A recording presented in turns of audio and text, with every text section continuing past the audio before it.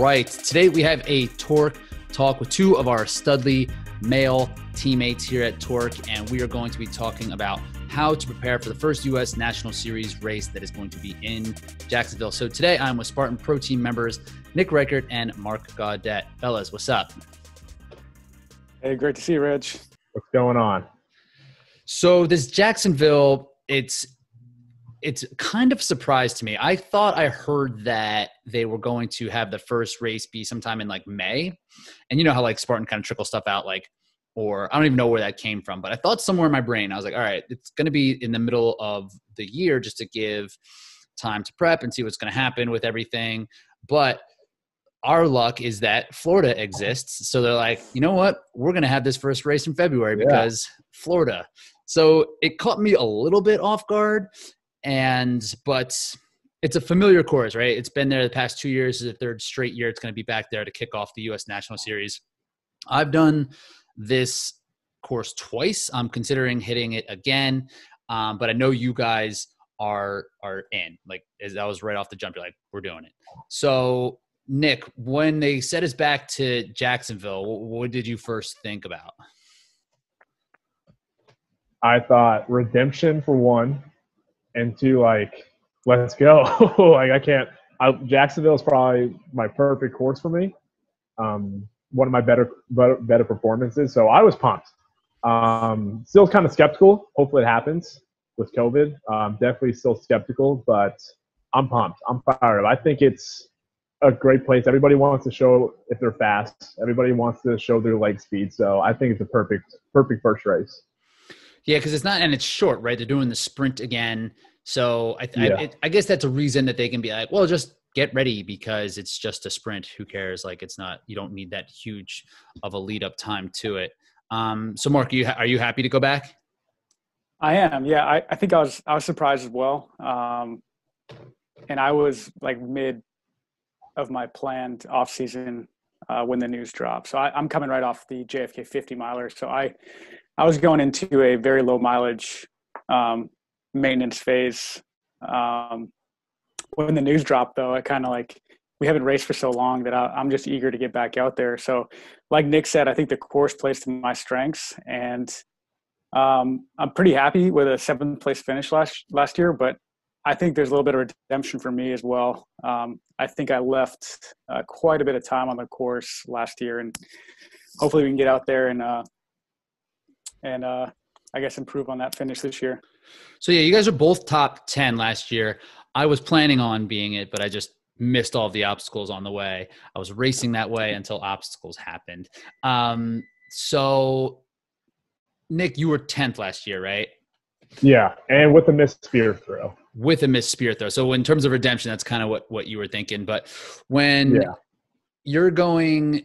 when you went into Jacksonville last year, we kind of knew, right? That was, or at least it was on our radar. 2 years ago was a bit of a surprise as well, just because I think they didn't announce it until probably around the same time, around January 1st. So a lot of the higher end athletes who had trained well into September, October, and took a lot of downtime, then all of a sudden it kind of got sprung on. It's like, okay, here it goes. But last year there was an inkling that it could be back there.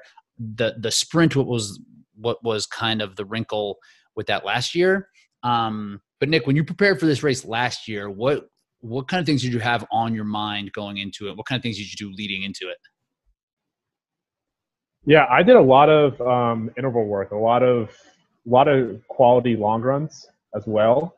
A lot of strength-based intervals. I didn't really touch any weights. I hit heavy carries after my long runs.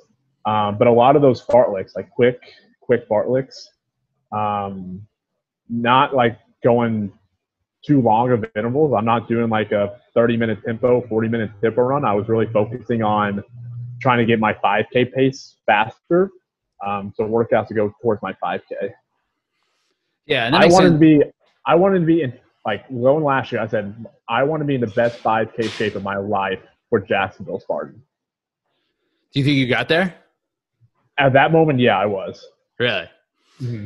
And Mark, you were doing some similar stuff with some 5K oriented training as well, right? Like, was that kind of the same idea going into Jacksonville? It's like, hey, if we're here, I got to be fast. Exactly. Yeah. So like Nick, I was trying to hit that 5K. I knew the 15:30 range was where I wanted to be. And my last week, I had a treadmill that went up to 12 miles an hour. So I said, 2 weeks out from Jacksonville, I'll run a 5K at 15:30 at 12 miles an hour the entire time. I hit that. And then, like Nick said, I was hitting a lot of progression runs, and I think I probably did a little more extended tempos, really hitting up in the 40, 45-minute range. I knew the race was going to take somewhere around 30 minutes. So I just gave like a little extra time and, wanted to extend out that effort that I was going to give for 30 minutes for about 45 prior to that. And I think that worked pretty well for me.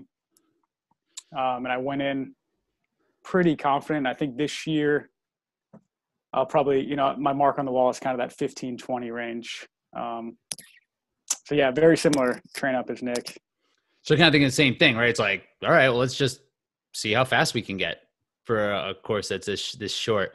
And like the course itself last year, right? It like started off blazing fast for like 200 meters and they shot us right in a pond. Yeah.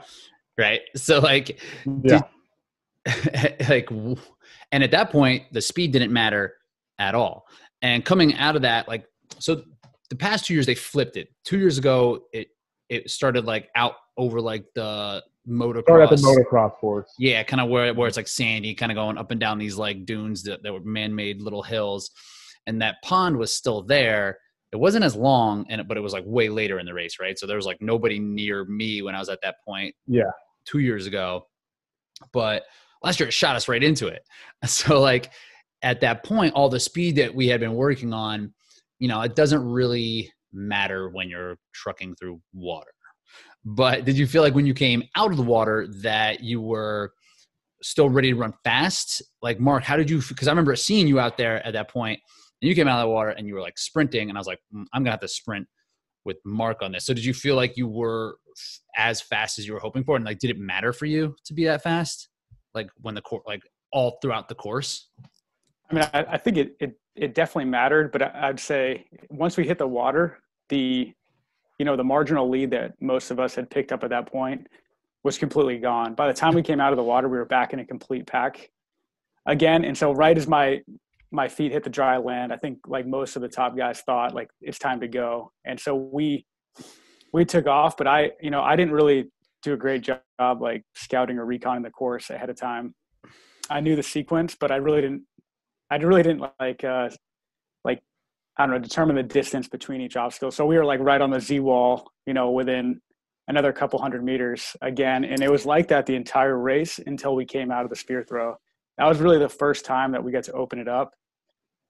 So yeah, like you said, we never really had a good chance to really show that speed last year until we got out of the spear throw, which is pretty late in the race. Yeah, which is probably the last third, I think. And Nick, you shot out off the line like a cannon. And like I remember you were on the podcast like the week leading into it, and we had talked about your race at West Virginia where you did the same thing. Even though that race is like 3 times as long, I was like, all right, this guy's he just goes for it. He's making it happen. He's gonna be out front. What were you when you came out of the water? Did you have that same kind of feeling that, like, I know I felt the same way as Mark, that the water approached? I was gonna say the water like approached like much quicker than I thought. I thought there was gonna be more time, and like Mark said, like we were on that Z wall really fast, and like there really wasn't much time. And when I was playing it out in my head, I thought the same thing. I was like, I'm gonna have time to kind of run and catch up, but and I guess you should know that in a sprint, like it's not that much ground to cover as a whole, but it still felt like it was like there wasn't as much, even like when I was like mapping it out in my head. How was it when you came out of the water, Nick? Were you kind of in that same spot? Where were you before you missed the spear? Okay, so first I'll just run through it. I told myself I want to be the first one to the water because I really thought like second or third, right? We were gonna. I just rewatched the video today. I was tied for second going in the water, with full whiskey, and I thought we weren't gonna punch up into a 20 again because I guess as the top 5 people that we got in the water, that we just didn't want to push it, and that that got everybody up front again. I knew we were going to hit that Z-wall fast. I asked a ton of people who did the race beforehand that did the elite heats. I had a couple friends doing it, and they said we got to the Z-wall way faster. So I knew like that Z-wall, that was going to be the first separator of, because it's an obstacle that not a lot of people fail, but it's also an obstacle like you don't want to fail, so you go pretty slow. Mm-hmm. So I thought we opened up like that first getting to the water was a great, like it had an opportunity for a lot of people to separate, and we just didn't take advantage of it. Like I didn't take advantage of it. I should have pushed a little more in the water or something. But once we got out of the water, I mean, the top 3 people out of the water were Atkins, DJ, and Kimpson, and they got top 3. And I was about, I think, 6th or 7th coming out of the water, and off the Z wall, I was about 5th. And then going into the spear, I was like in 6th place. And Aaron Newell missed his spear before me, so if I would have hit it, I would have been in 5th place, running with Mark Batris. So I thought there was a lot of running space to open up if people took more advantage of it. Because if you come out of the sandbag carry was another crucial point in the race. I mean, it was a half a mile long sandbag carry, which you can definitely separate people with.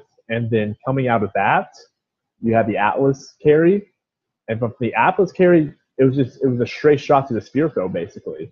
Mm-hmm. And then from the spear throw to the bucket, and then after the bucket, there was that whole motocross that had to pretty much open up. So I thought there was a lot of space to open up and get away from people if people took the right advantage of it. And I think that's kind of how that course is going to run with the sprint still. So you actually think that because it felt weird in that water. It was like, it didn't feel like, yes, no one felt like they really could push it, but it wanted to push it, but it didn't really feel like you could. And I remember I like swung wide a couple times behind like whoever the first person was in the water. It was like Woods or somebody. And when I went wider than him, it felt hard. I was like, it's going to be really tough to pass this person, because I'm like trying to kick and push through this water. And then things didn't really separate until probably the last 20 meters, and people started like, all right, let's gear up and go. So that last turn in there. But I mean, I was watching the video. I've watched this race so many times because this is like what has been driving my training ever since, because just to have that missed spear, I'm like, where could I have just made up more ground? It's the race, man. Yeah. If you look, Aaron Newell gets into the water in about 12th place, and he immediately shoots up front. Like, we're already stringed out, and he immediately gets up front because he pushes it, and he just doesn't push it once he gets up front. I don't know. I feel like if I went back to it, nobody wanted to go because it was going to take more effort, but it was just a short race. I don't think it would have mattered. Huh. So you think you would push it. Mark, what do you think about that? Would it because I think you and I came out of the water in relatively the same spot.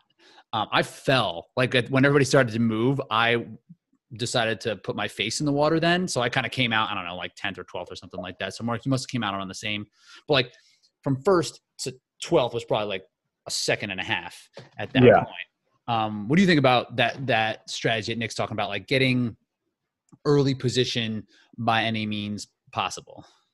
I mean, I think it makes sense. I mean, personally, I think I would probably hang back and conserve that energy. It was a lot of energy to try to get through that water. So yeah, like you, I tried to just stay in the pack, and draft off the guy in front of me, getting through the water. And I was like, hey, no one's really making a move right now, so I'm just going to kind of stay where I'm at and pick it up when we hit the land. And for me, I really didn't get to open up completely or really sell out, I guess, until I hit the spear. And kind of that's one regret that I have is I ran a very conservative race. I got to the sandbag, and that's really where I should have made my move. I'm surprisingly pretty strong on the carries, and I fell and dropped it in that calf deep water and picked it up and kind of slogged through it pretty cautiously. And looking back on the Strava segments after, I still had one of the top carry times. And that was pretty cautious going through there for me. And then, and just based on Strava segments is really where I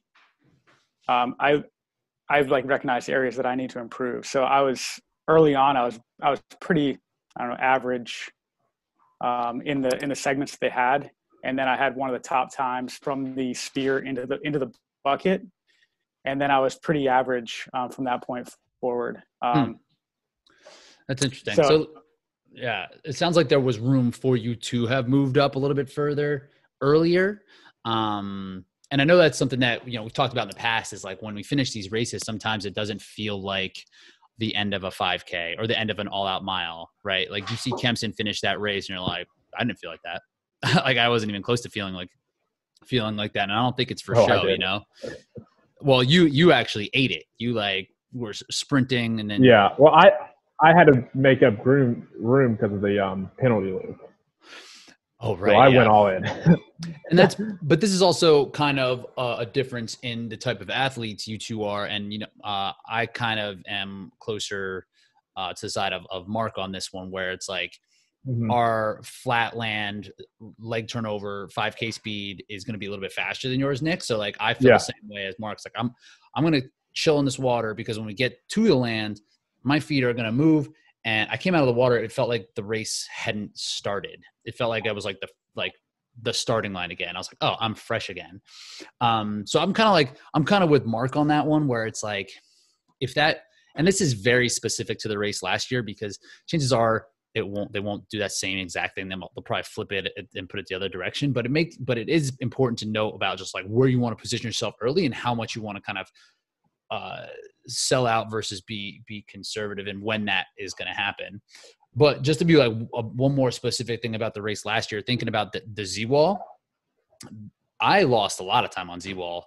Nick, sounds like you had an okay time on Z-wall. Mark, how was your Z-wall? I had okay. Yeah, mine was the same. I got through it, but I was pretty cautious being the first race back, and then the wet conditions and it being a little cold. This is something that I know, Mark, you've done in the past where you'll scout out a Z-wall, right? And it's something about the way the feet are turned, but I like to look at the way that the wall is angled, because usually it's going to lean one direction or the other. And I'll typically, if it's like straight, like a stadium or whatever, I'll lead with my strong hand, which is my right hand. So the blind turn is first. But in this specific race, that ended up being a mistake because that was the side that was leaning. And I didn't even think about it going into that part. I was like, I'm just going to grab wherever I went. And I actually followed, I think it was VJ. I was like, okay, VJ's on this wall, so this wall must be good. And it wasn't. It was really a tough go, and it was a really slow time coming off of that. So how do you, like, Nick, when you go into a Z wall like that and you need to like really bust it, what do you do? Do you change the way that you approach that thing going from a sprint to a super to a beast, or is it always the same?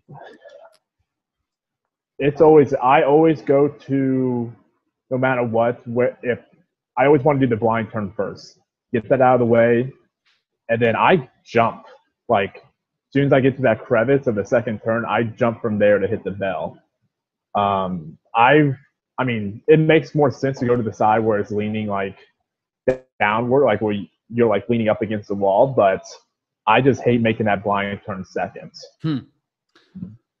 Mark, what are your thoughts? How do you kind of approach that? I mean, if I have the opportunity, I like to get out there and scout one. I really don't worry about the blind turn first or second. And then in the event, especially in one like this, a lot of times you're not going to get the chance to get on the wall that you picked out. So in that event, I just hop behind like you did, someone in front of me who likely got out there. So for me, I think it was Ryan Atkins. It's why I hopped on right behind. I was like, I bet he'd choose a good one.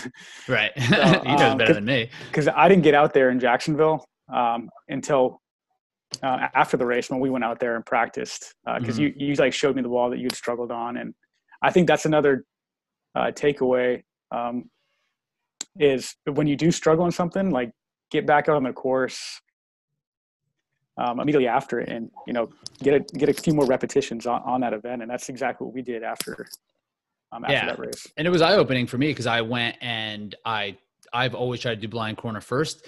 And when you do blind corner first, you at least open up the opportunity, like Nick said, to kind of do that thing where you jump and hit the bell. But for me, like going blind corner leaves my weak hand being the anchor behind, where if I do it second, my strong hand is the anchor around the blind curve later. And for me, that actually feels more comfortable.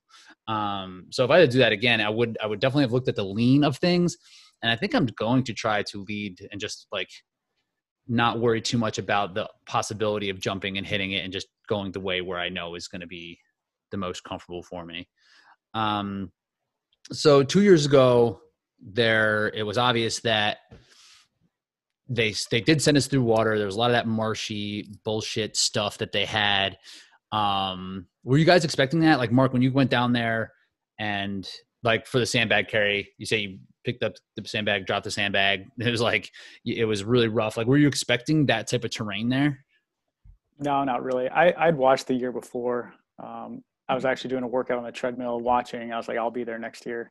But yeah, I was expecting more of the motocross course and some more like ups and downs, and then more of the, I don't know, like bushwhacking through the woods. I wasn't really anticipating the water up to my knees up to my ankles and calves in the bucket carry or in the sandbag carry. And then I wasn't expecting to be in the water that long. So yeah, those were kind of the two that caught me off guard, but definitely will be prepared this year. Yeah, and that's like one thing that it's interesting. Like, how do you prepare? Do you run through a creek? Like, Nick, when you have to prepare for something like that, were you prepared for that type of water situation, or did you kind of like prep beforehand to be ready to run through like bogs and like mud and like nastiness?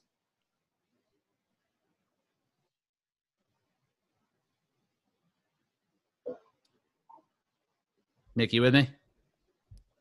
I was definitely ready.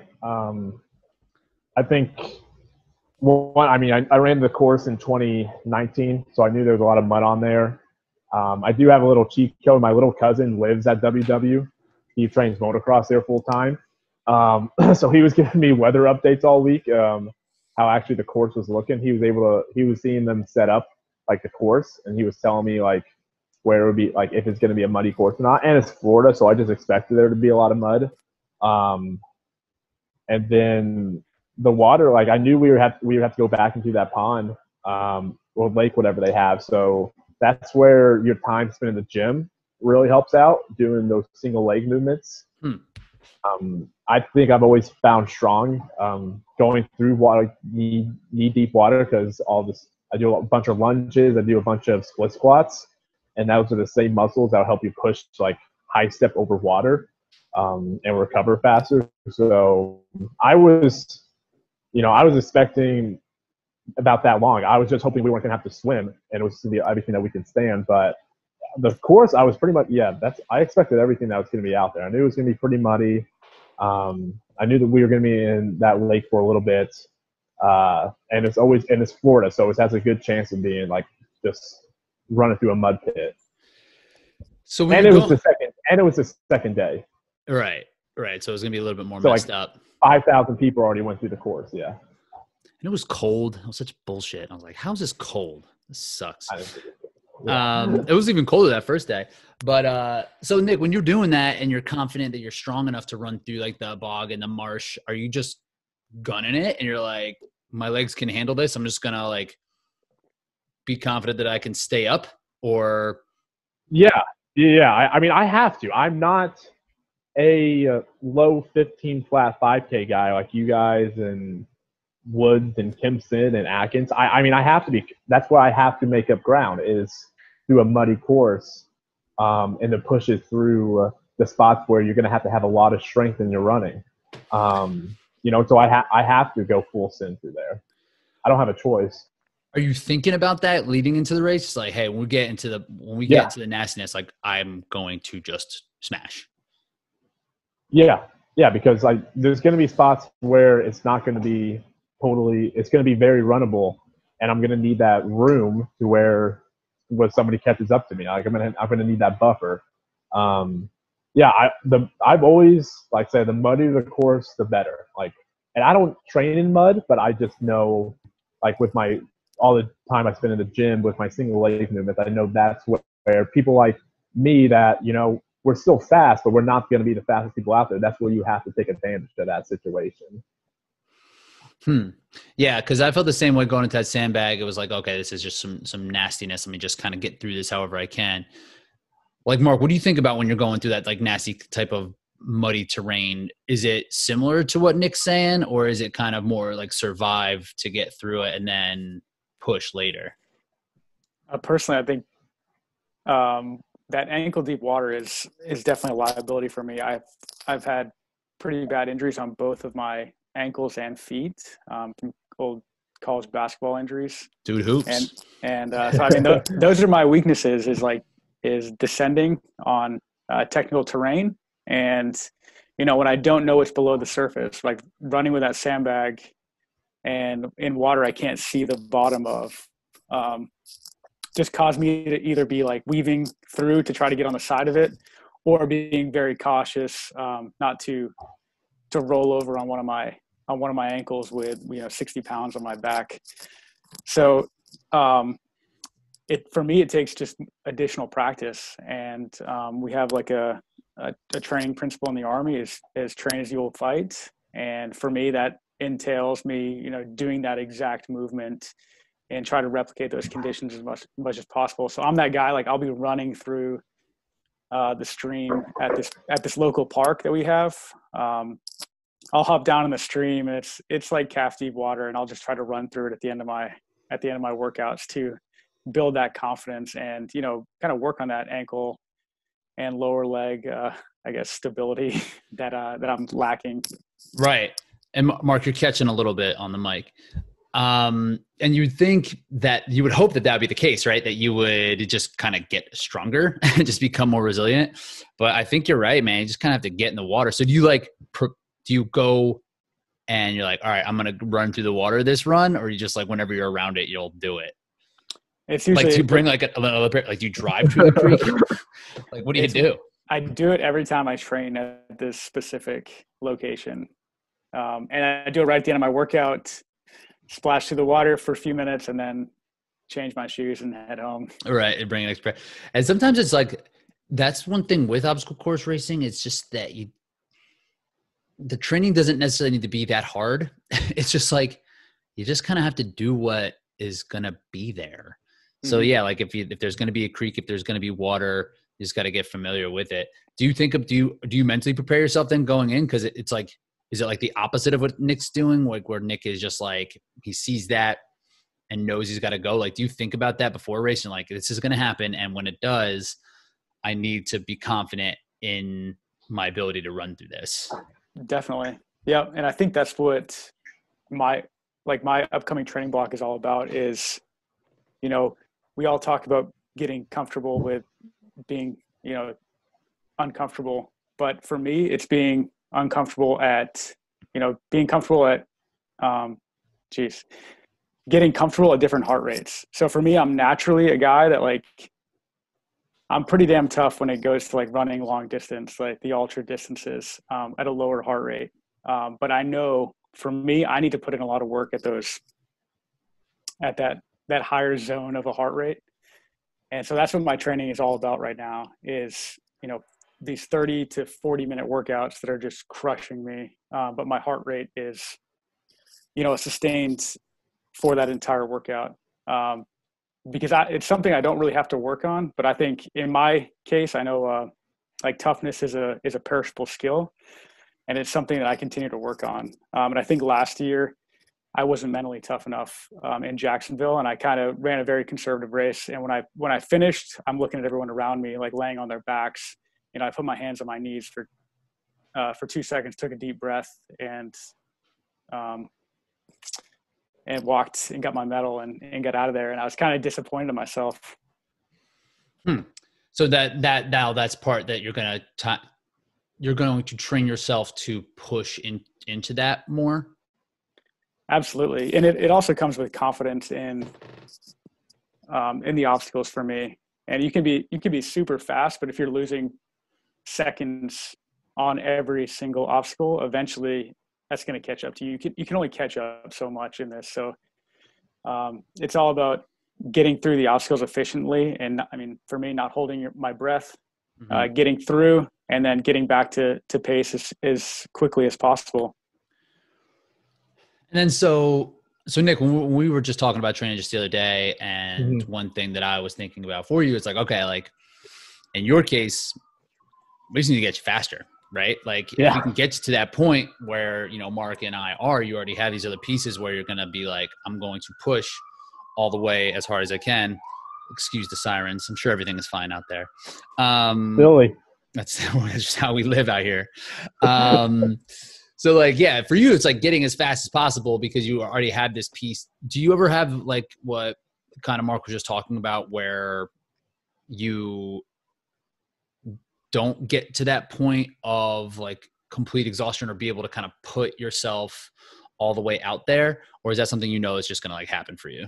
That's going to happen. I don't like, especially in a sprint or a super, there's not a lot of races where I don't finish and I'm like, gosh, that was everything I had. I take a lot of pride in that. Like if you're a slower guy like me, like, you have to give everything you have out there. There's no like, okay, I'm going to catch up to somebody right now because you're not. So yeah, when I finished Jacksonville, even though I got 10th, you know, if I don't miss my spear, I have a good shot at getting 5th place. I was really proud of my effort out there. I was like, super proud. I mean, I was running right next to people that I've never ran with before that were way faster than me, like on the road. And when I finished, I was just so happy with my efforts. I think that is a skill that people have to train for. That you have to sometimes in training go. I mean, you don't have to do it a lot, but you do have to just like what Mark's saying. You have to get that high heart rate and just like kill like once every couple of weeks, just kill yourself in a like if that's a time trial, if that's going out to a 5K, to a race that's so people are just way faster than you, and you just try to stick with them as much as possible, and then you like blow up. I think that's a great way to train for like a Jacksonville. Like getting your head underwater on purpose, yeah, and just like having to deal with it. So time trialing, that's a good way to do it. Or just getting, you know, in over your head in some sort of race or some sort of workout where you deliberately, you know, do like 1 mile as hard as you can, only instead of resting, going into like burpees or something, whatever. Like Mark, what's the workout? Like what's an example of like one of these, like we'll call these like grit workouts, right? Like there's no time oriented assigned to this. There's nothing else that's going to be like a benchmark for it. But like, what would you do to really kind of kill yourself? So the 2 workouts I've been doing every week for the last, I guess, 4 weeks now is, and I've been doing these with Dave Makita. Elevate Interval Fitness. Exactly. Yeah.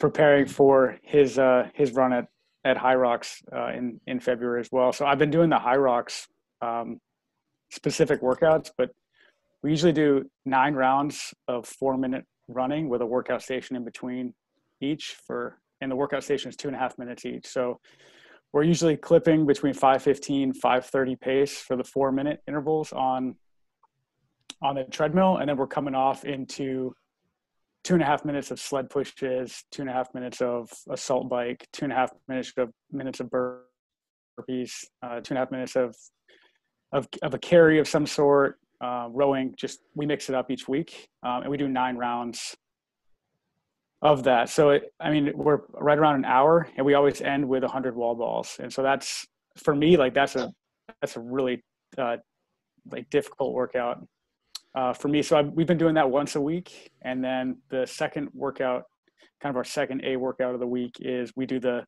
5K progression run, where each week we're getting a little bit faster. So we start and we finish faster each week. And week 1, we were around 17 minutes for the 5K. Pretty comfortable, and after 4 weeks we're down to I think 17 or 16:30 ish last week.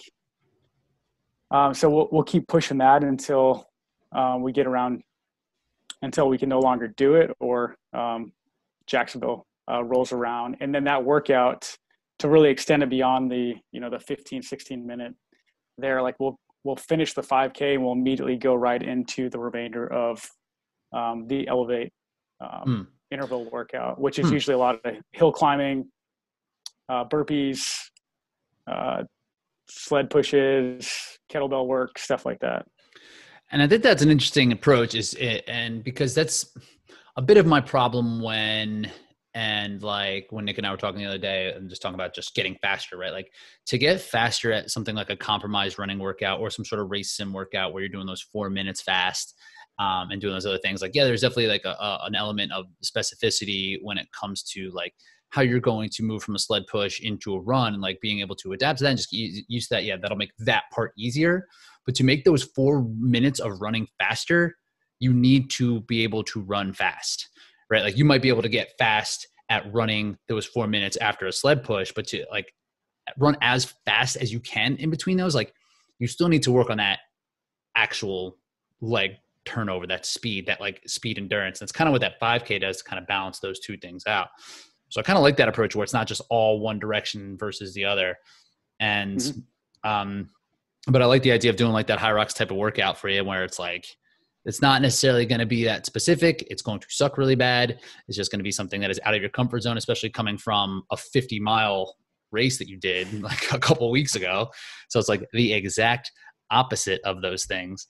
So I like that. And how do you feel like that will help prepare you more for Jacksonville than that you're just going to then be able to have that high heart rate moving in and out of things? Do you think about your breathing? Because that was something that you mentioned earlier. It's like, do the monkey bars while being able to breathe. Like, are you thinking about these things during these transitions? Absolutely. A lot of those 2-minute efforts or 2.5 minute efforts, that's all I'm like, just programming myself with is breathe, breathe. And like going back to what Nick said is like, I need to get to that point where I'm selling out on every single race. And I know I've found that on the road. I can give everything I have. I've found where that's gotten me, I guess, early on in my OCR career is when I did sell out, I also reached the point where I would fail an obstacle. And like, I still have that in the back of my mind because I'm still fairly new to the sport. So that's just something it's going to take time and just confidence and repetition in the obstacles. But I get better. I get better each year. Yeah, not just the obstacle failure, but I've also just died. I've just died too soon. Nick, like you've also died and you haven't died. Where do you just worry about that when it happens?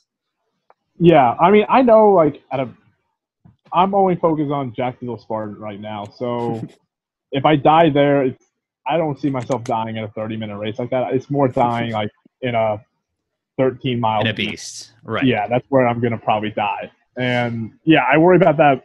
That's a future me problem, I say. That's a future me problem. We'll talk about it on next year's podcast. Like, and then I died. And then, so like when you went from Z-Wall, so back to the specifics of last year, from Z-Wall to monkey bars, there was some running there. There was probably 600 meters. It was at the Strava segment on there. It was 3.5 minutes I ran. Okay. Yeah. Okay. So yeah, maybe more like 800 meters. So there was some time to run. So when you get off that Z-Wall and you're running to those monkey bars, are you sprinting? I tried. Yeah, I think that was one of the fastest paces I had a great day of it. I think that's one of the fastest paces I've just ever ran, like period, on a road, on a cross country course. I think that was I was keeping up. I was ahead of Batchers and Woods at that point. I was outrunning them at that point. So, I thought it was a race of obstacle to obstacle. And I think that's what it's going to be again this year. To obstacle, and there's going to be those 3.5 minutes gaps of running. Whether you're going to blow up there or not, that's going to, if you train, that's going to see who trained harder, who had that in them. Right. Who's ready to do that? Yeah, and that's why I like doing, I'm trying to find a couple 5Ks to go before and do this, or maybe even a local obstacle course race. I'm trying to find you gotta put your body through that.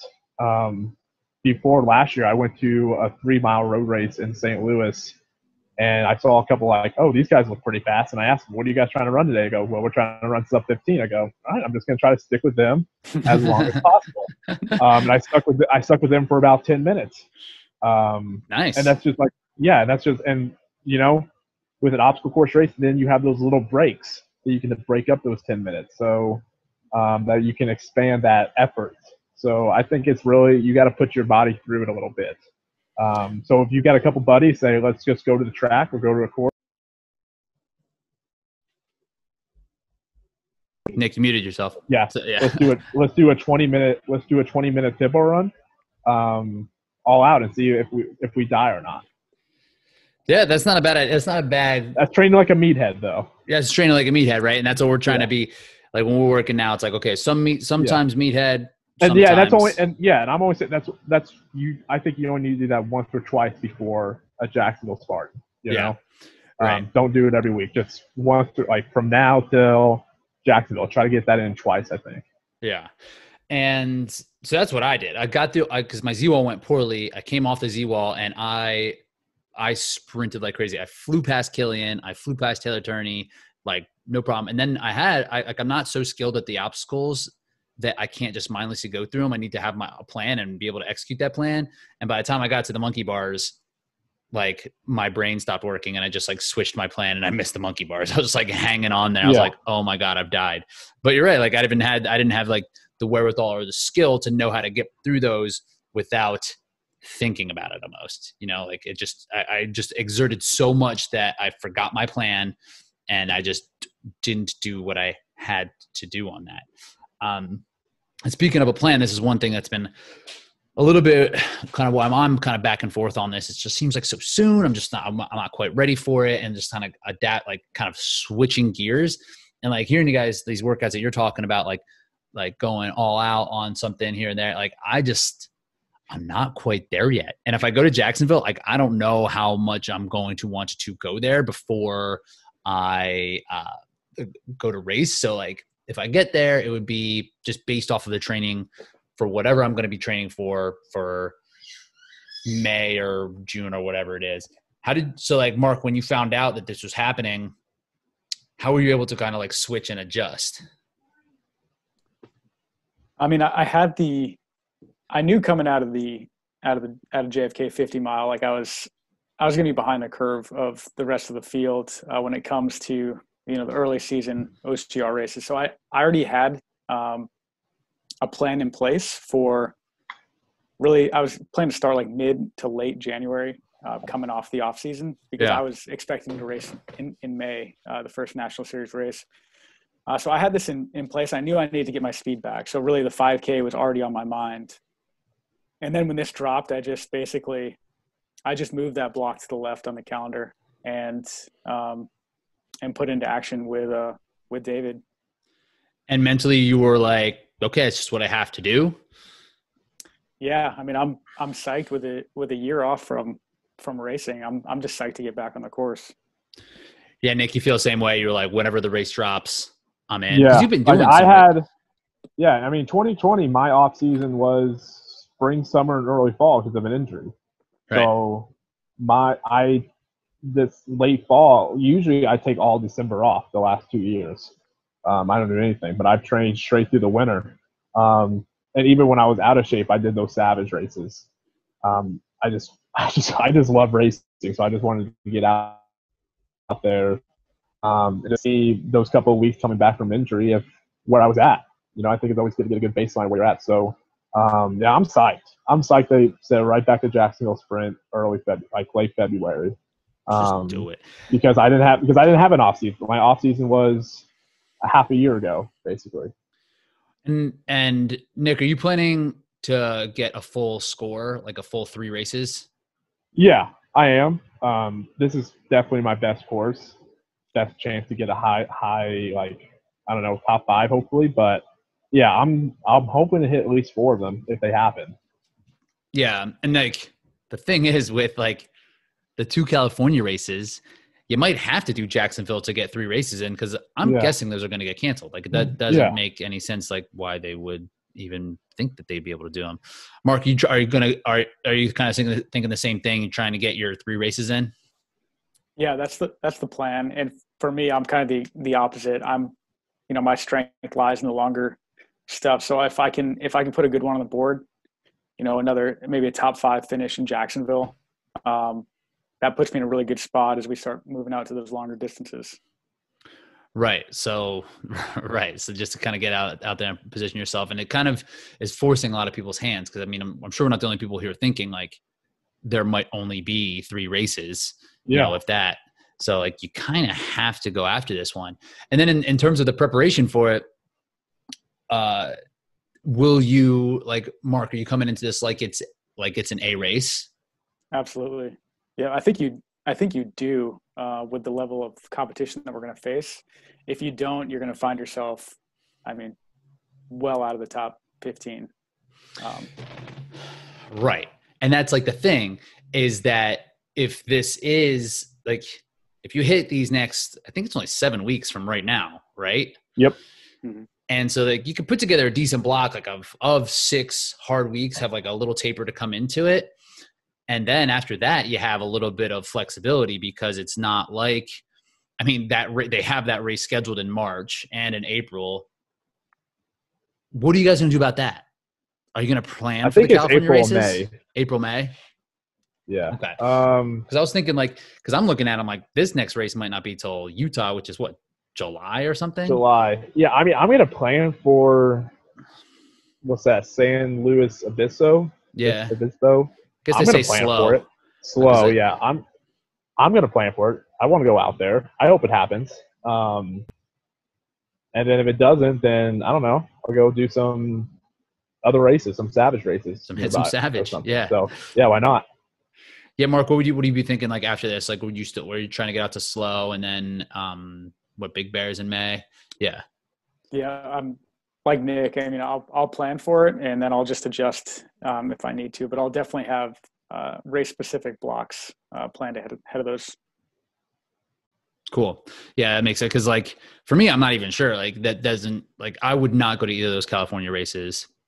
And if I was going to do 3, I would do Utah and then West Virginia, which puts this huge gap of time in between these bunch of different races, which is kind of nice. So you don't have to like regroup and just go right back into the next kind of race prep for something like the slow race. So cool. Nick, what are you hoping is different about the course? Like, what would you like to see at this course this time around? I would like a shorter water crossing. That was just dumb. I thought that was stupid. I thought that was ridiculous. I thought both those carries were good in distance. The only thing I would honestly change, I'd just see something different out there. I know they have a ton of land out there, so just bring us to something different. Just something that would, not expecting yet. Would you do this just like 2019 again? Just like flip it and just. Yeah, like go out. Because I've been there with my cousin, and there's so much land out there. Like, they can use more property. Just do whatever you have to do. Make it a 5K, but just send us somewhere else.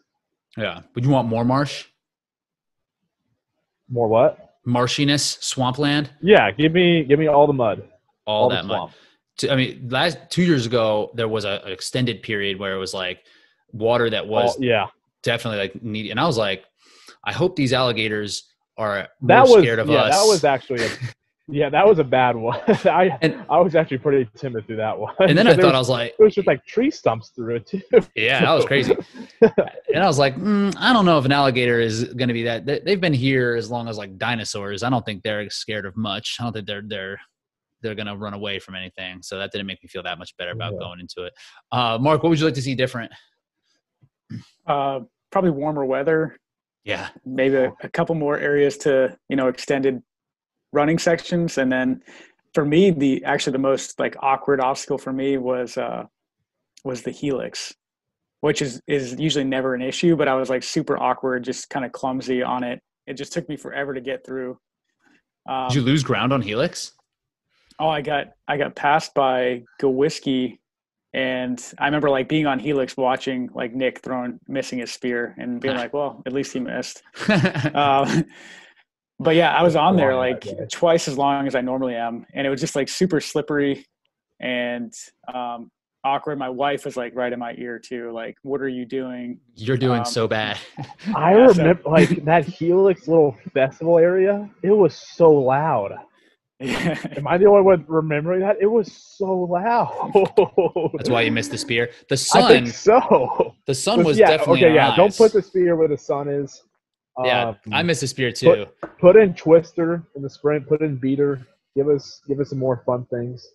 Don't have the spear in the sun. Yeah, there's no reason not to have Beater or Twister. They can keep Olympus in the super, but the other two, that'd be nice to have. Not a big Olympus guy. All right, cool. So yeah, we'll wrap this up. I think we caught a bunch of good stuff. When the map comes out, we'll regroup and just go over that and talk about like some ins and outs and how you really want to attack this thing. So, Mark, what's the goal for this thing? You kind of mentioned it in passing. In your brain, what do you think? I mean, the goal is like any race is to show up to win. But I think, if I improve on the 7th place finish from last year, I think that's a win in my book. And then if I could just give that, more of an all-out effort, I think I'll leave Jacksonville pretty content. Yeah, that's kind of what Nick was saying. Is like just being proud of the effort is ultimately what you want to do, right? You finish, and you're like, nothing else I could have done with that. Nick, when you put that all out effort there, where are you thinking you're going to be? I'm hoping top 5, maybe even scratching at a podium. I did listen to a Matt Frazier podcast, is one he did with Darrell Woodson, and he did say all you control is your effort. If somebody goes out there and runs a 4-minute mile pace through it all, there's nothing I can do about that. So again, I always just want to finish a race knowing I couldn't have done anything else. And hopefully that effort gives me a top 5 and a good showing. Yeah, I mean that's what we can hope for. I mean, that's kind of how I'm trying to switch my goals too. Like last year I went into it and I was like, I'm going to be on the podium. I swore on it. I was like, I am in such good shape. I'm going to mash everybody. Didn't give a good effort. Didn't give a great effort after it, and just felt terrible. Felt like embarrassed about it. And then it was like I was so worried about the placing where I was going to come in, and just trying to change it and just be more internalized and just pushing yourself is like, yeah. And like, if that's good enough to be on the podium, that's great. If it's good enough for 10th, that's also great. Yeah. I mean, you're like at the end of the day, like anybody racing, like you're only racing for yourself. So like nobody's relying on me to get first place. I'm only racing for myself. So again, if I give it everything I got, you can't be upset with yourself. If they hit, I don't want to look back though at my training and say, what if I did something different? Right. That's all. That's my biggest fear when it's racing. What if I would have done an extra tempo day? That's the only thing I don't want to look back at. Right. Now it's like the commitment is just moving forward, and now you have that, and we're setting your sights on it. So it's like, okay, we got 7 weeks. No regrets for over these next 7 weeks. Mark, what would you say? Last thing, what would you? Someone coming to the course for the first time, what would you tell them how to prepare? What's like the best for them? Like if you had to talk to yourself last year. I mean, I would prepare for any conditions. So I wasn't expecting the 40-degree temperatures last year. And as someone who struggles, like my hands just I kind of lose dexterity when it gets below really like 45 degrees. So I was kind of right on that limit last year. And I would just say prepare for, the unexpected, and, train as you will fight is get out there and do the things that you're gonna see, and be prepared for just about anything. So it sounds kind of crazy, but I built up a new garage gym here at the house over the last few months, and I've been working out with the in shorts and a shirt with the garage door open, and going for runs in the morning with no shirt on. Because I'm in Jacksonville last year. I was bundling up here and going on my morning runs. And then I get down there and, we're going shirtless and jumping into cold water. So, train as you'll fight. So I've been going for runs in the morning and probably less gear than I should be. But like, I feel like I'll be mentally more prepared this year. How's that been feeling? Is it like, does it suck for 1 minute? Does it suck for 40 minutes? No, it's usually it's like about usually the first mile or so, and then you kind of find your stride. But you know, a lot of those times I'm like, man, I really wish I had some gloves on right now. Like I ran last week. It was 37 degrees and raining, and yeah, that was a tough morning run. Stuff just to get out. Dude, last year I was so upset with myself, like missing the monkey bars last year, because last winter I didn't run with gloves at all. Like 20 degrees, anything. I was like, just ditch the gloves. I was like, I'm just going to not have to worry about this anymore. And that shit didn't work. So I hope it works for you. Yeah, definitely more of a mental thing. I was thinking like Bleg mitts, right? Like, you think there's a place for Bleg mitts in last year's race? I mean, with the water right away, would have just ruined it. Like, yeah, I didn't think so it was that 5K. cold, so I don't know. my hands were numb. I couldn't believe, like, they went numb. I run hot, so that would make it colder. Keeps it hot. Nick, what would you tell yourself if you, before, like, you came down to this course like 2 years ago? I never really trained on muddy, grassy trails. I just always expected my natural ability to get me through it, which it has in the past. But man, if you can find, like, I'm in a city, Mark's in a, we're all in cities, Yeah. If you can find where the high schools run cross country at, I mean, I found that here at the place called Percy Warner. That's where I did intervals at the day, and it was a slop fest because it's raining the last couple of days. And yeah, my intervals were way slower. My back was on fire. My legs were heavy, but that's only going to make it stronger for Jacksonville. It's probably going to be a sloppy mess. So if you can get out to where it's not going to be real technical. So if you can find where your the local high school cross country runs on their trails, if it's on grass, then get out there, especially like the day after it rains or something.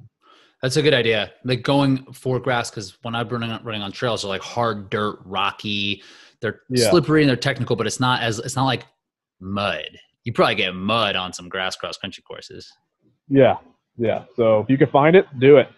Yeah, and when it's raining, take it as an opportunity, not as like a bummer of a day, and you have to go suck it up.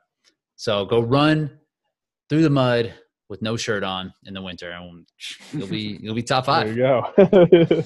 All right, dudes. Well, thanks for popping on today. I thought that was awesome. I think we're gonna have a good showing out there at Jacksonville. There's at least 3 spots in the top 5 accounted for now, right? So that's right. All right, fellas. There's going to be at least 20 people say top 5. I love it. I love it, man. Bring it. It's going to be stacked. Like you would imagine. Like, I don't know. I think we're talking about this, right? It's going to be. I think everybody's going to. It depends how you feel about traveling during a pandemic. The whole I don't care. Traveling during pandemic thing. Yeah.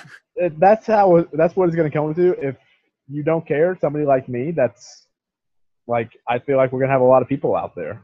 A lot of fast people. And this is one thing I did mention this to Mark when we were talking about it before. Like worst case scenario that is clear, like definitely not out, like unrealistic, is you go to Jacksonville and then you get COVID. And then it's like you ran that one race, it ruins the next 6 weeks of training. And it's like this sucks now. Cause like it like some people obviously, right, it's like asymptomatic. You don't even know you have it. But it's knocked some people down. Like I'm coaching some athletes who are just like really reeling from it and coming back, and it will really screw up your year if you go and get COVID. So like I'm thinking about that too, and just like the amount. I will say, like the Savage race, Mark, you went to Maryland Savage, like outside racing, like I couldn't think of a safer place, honestly. It's not necessarily that. It's like. Yeah, I'm not concerned with the race. I think it's the travel to and from, and the hotel are where the concerns are at. Right. Yeah, okay. I hear you, Rich. I think I'm gonna drive. It's a brutal drive from DC. It's about 9 hours, but I think it's worth it for me. And then I'm still kind of debating the accommodations plan for the race, but I'm gonna try to keep my distance and drive down, race, and drive home. And then just being safe up until that's what you and I, Nick, were talking about. That it's like, all right, just be like extra careful these next 7 weeks. I mean, we all should be being careful, but like extra so, because getting sick going into it. Then you go and you give all the other Spartan Pro team COVID when you're down there. Yeah. This is going to be. I haven't. All the listeners and us want to trust Uncle. I was reckless in 2020. I'm going to be safe now, though. So we're good. Nick is a walking super spreader. And but now he's back. Now the races are here. I'm back on the wagon. It's time to buckle it down. But yeah, I think that's going to be a big thing. I mean, I'm sure there's going to be some people who don't show up because of if it's like, whatever they feel like their obligations are at home, or, like I think most athletes are going to feel like us. It's like, oh yeah, when we're there, it's fine. Like we're not going to get sick when we're there, but like, then you got to come back home and like whatever's going on. So I'm not sure how stacked that's going to be. You would think it would be super stacked, but I don't know. I think it's going to be. All right, Mark, what do you think? You're hoping? Yeah, I think it's going to be deep. I think National Series race. Yeah, and I'm excited to see like who the new people are that'll show up, who the Mark Gaudets are going to be this year. You're like, who the fuck was that? Like, damn it, I thought Nick I had Masick. this. Nick Mosk is how you pronounce Mosk. Yeah, it makes more sense that way. Yeah, if he was going to Jacksonville, that'd be he'd have a good showing. All right, dudes. We'll make sure to follow up when it comes down to it, and then we'll touch base again when we lead into the race. But yeah, we'll be talking. So make sure to give TORC a follow. I'll make sure we'll link you guys in the show notes. And that's it. We're signing off. All right. Thanks. All right. Thanks, Rich. Later, fellas.